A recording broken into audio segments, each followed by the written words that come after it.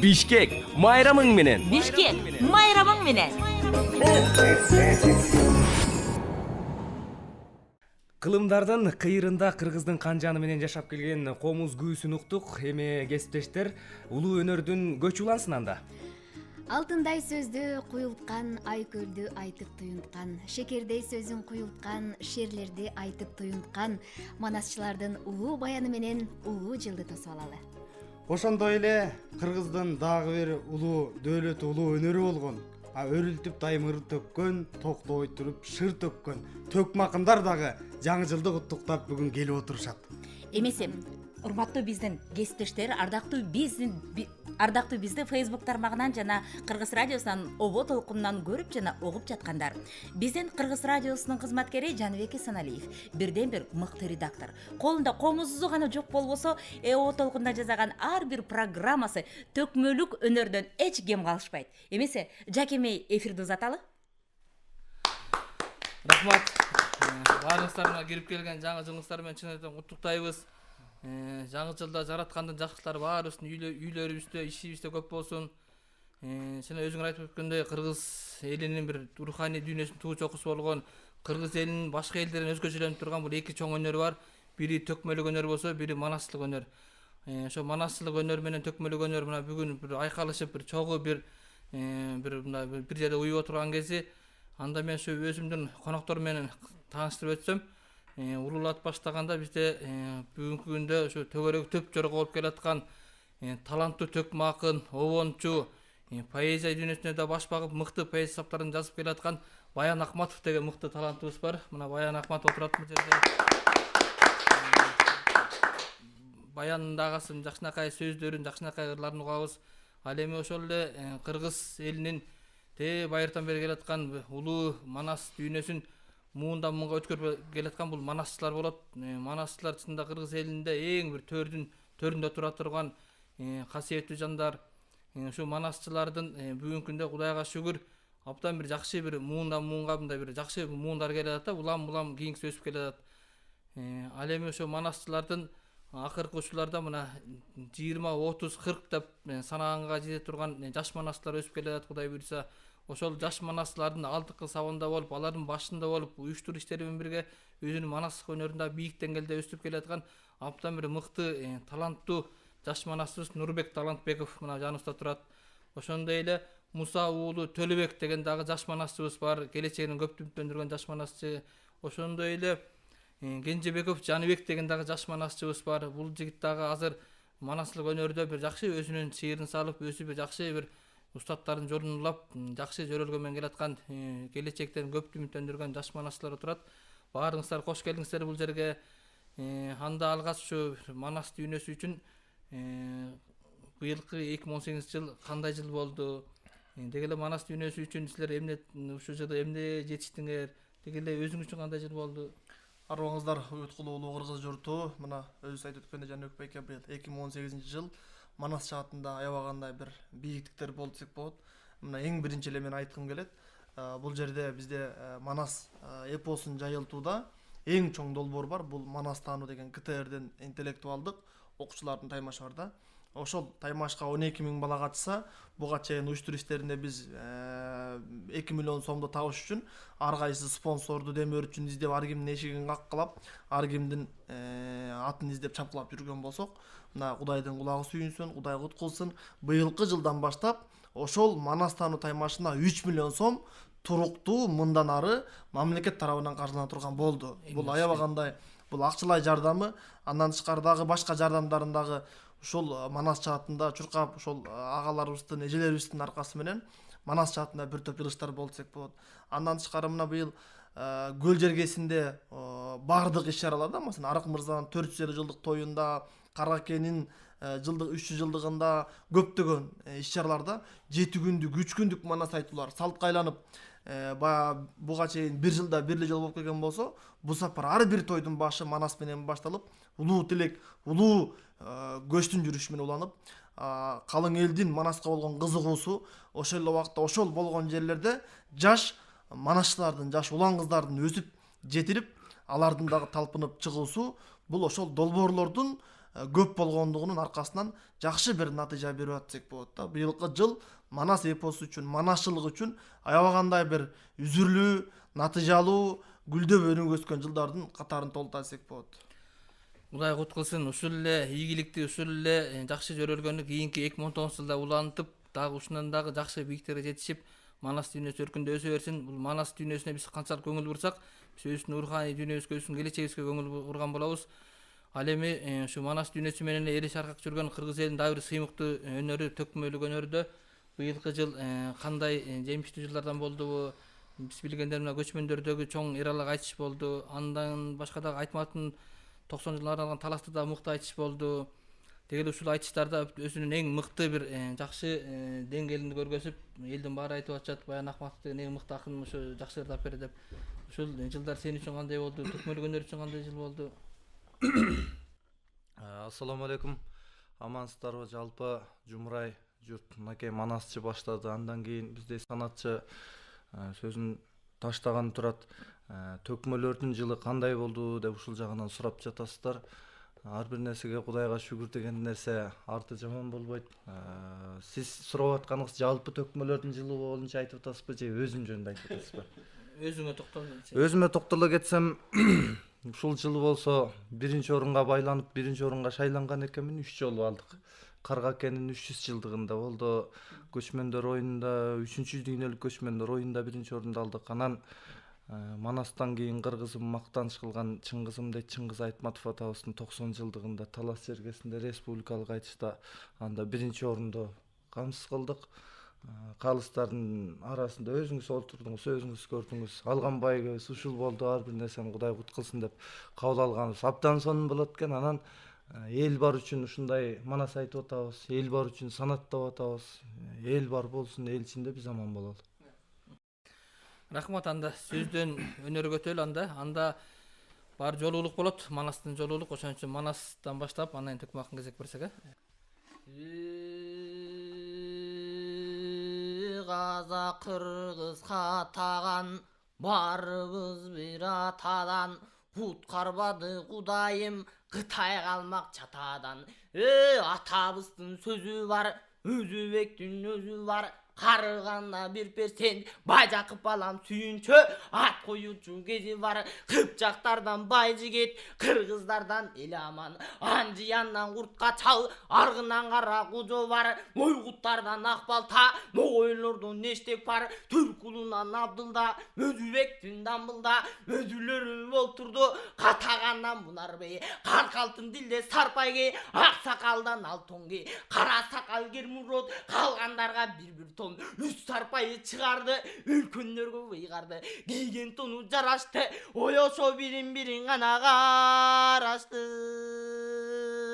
Бажакып баланы алып туры, этегине салып туры, элчи басып чыйырды, 2 кымка алып туры. 50 дилде кызыл пул колуна кармап салып туры. Ат коюңар деп айтып, сакал жакып кеп айтып, ат асманда дечеле, жакшы ат коюр бөкөндөп, көзүн салып Байжакып, аяк менен башына олтурган элдер дектеги. Озуна бир ат келбеде, ат коя албай алдырап, акылманын барысы оёсо карап канат урдуңа жалдырап.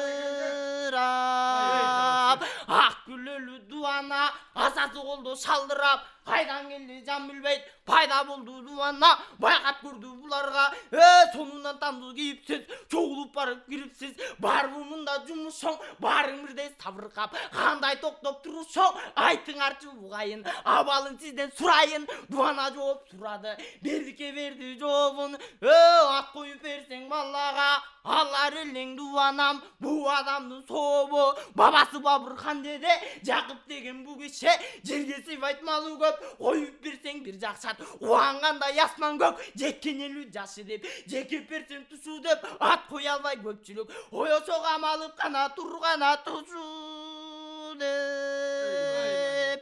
Дуана сүйлөп калганы, берген болсоң уруксат. Мен коёюн атын деп, аты болсун Манас деп, Алла Таала сактасын, арбаладен калас деп, бата кылды барысы, оёсо жашы менен карысы. Ой, баракелди. Өлбө. Өксүктү көрбө.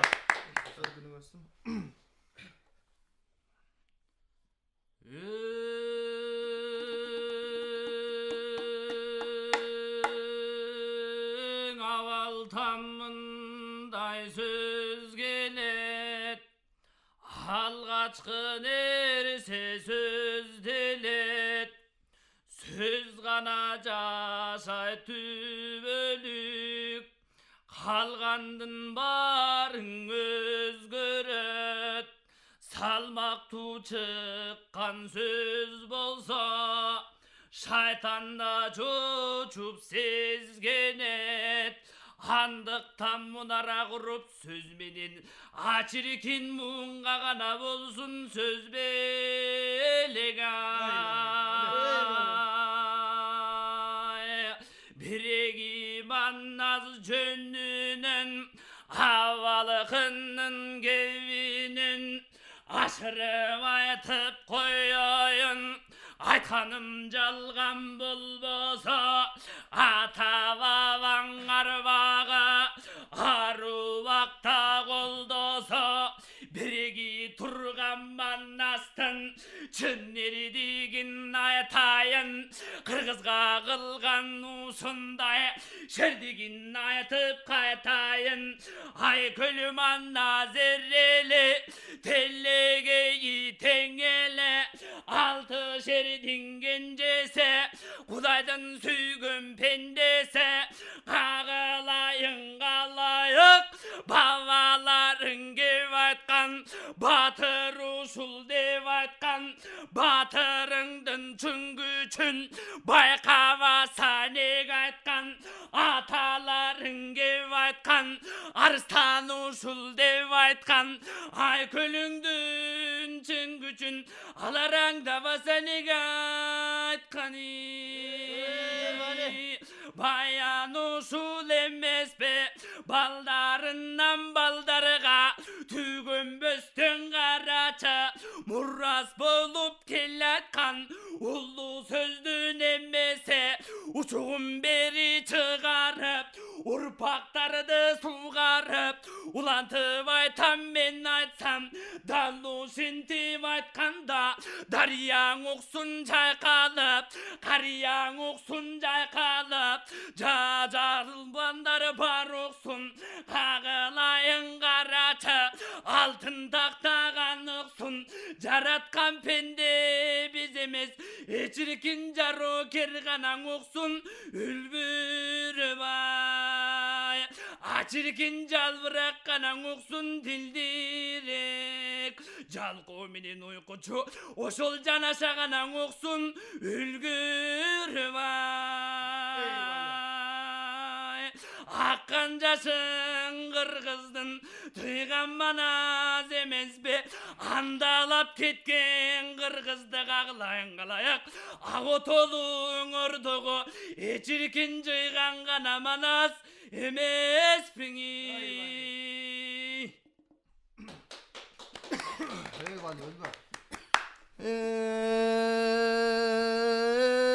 Янан обайланып боз болуп, обол кударды колголуп, күн айланып боз болуп, күйүттү дартын колголуп, энесинен кеп угуп, элин кыргыз деп угуп, чыйырдыдан кеп угуп, чынарын кыргыз деп угуп, оболоп өскөн аламга мынарын кыргыз деп угуп, сан санага маталып, кечегизин семете кең талазга келделе. Азыркысын байкасаң, абдан акыл чайкасаң, таластын суусун ашыптыр, тал башынан тажыптыр.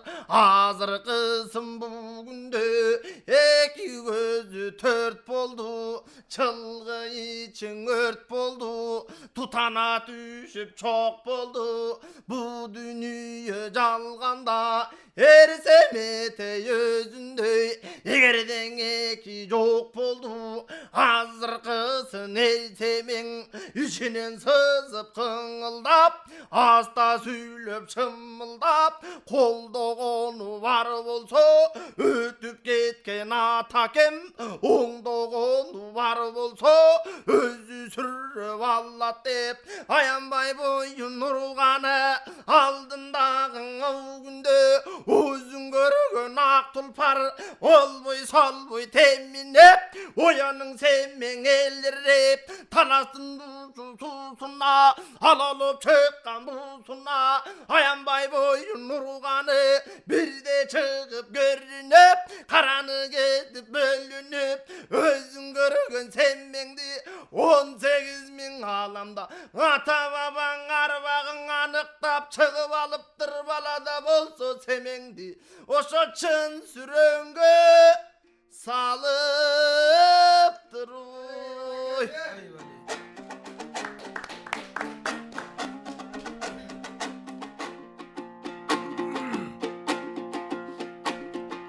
Бара келдиң инелер, чиркин бал ширин экен тилиңер. Манас айтып жатсаңар, түмеле манастай болду сүрүңөр. Кыйкырып манас айтсаңар, кантип кыргызга жакпасындой үнүңөр. Андан кийин акынын булабырдап берсинчи, комустун кылын карача, курабырдап берсинчи. Кел аткан жаңы жылында, жараткан Алла Тааладан үзүлбөгөн жакшылык сурабырдап берсинчи. Дал ушул сөздүн баарысын жанымда турган карачы Жаныбек байкем көрсүнчү.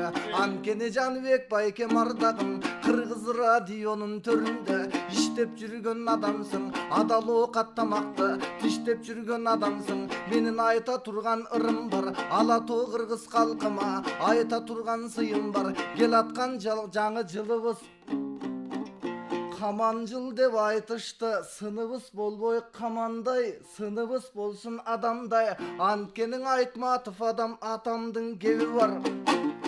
Күн сайын адам болуш карачы кыйын болуп турган чак. Ошондуктан алтындар адам болуп нурдансак. Адам деген адамда кылар ишиң адалда. Ушул кел аткан жаңы жылымда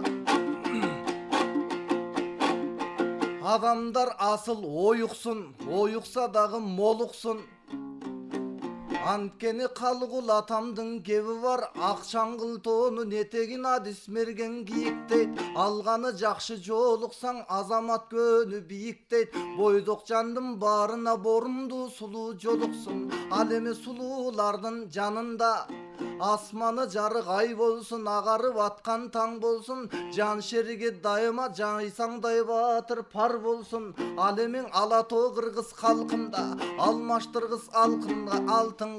Тилегим айтып алайын, тилерим айтып алайын. Алтындарым кыргызым, аксаганга балдак бол, ач калганга каймак бол. Алышам деген душманга атантай бол, тайлак бол. Жетпеген жерге желек бол, барбаган жерге байрақ бол.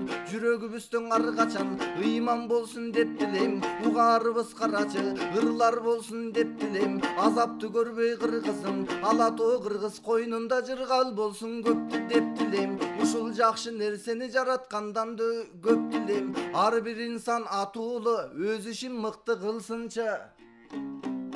Ашуулардын ашсынчы, агайын алга жылсынчы. Жергелүү кыргыз калкыбыз жер бетине сыйсынчы. Ошондуктан алтындар ар бирин Кудай сүйгөн кул болуп, кубулжуп турган ыр болуп, укканын сонундой ыр болуп аман эсен бололу. Акындын ушул тилеги, комусту черткен билеги. Силерге белек болуп жатпайбын алтоо сырдой, себеби жакшылыкка ушундай жарышып дайым келеле. Түбөлүк турсун желбиреп Кыргыздын ой кызыл желеги.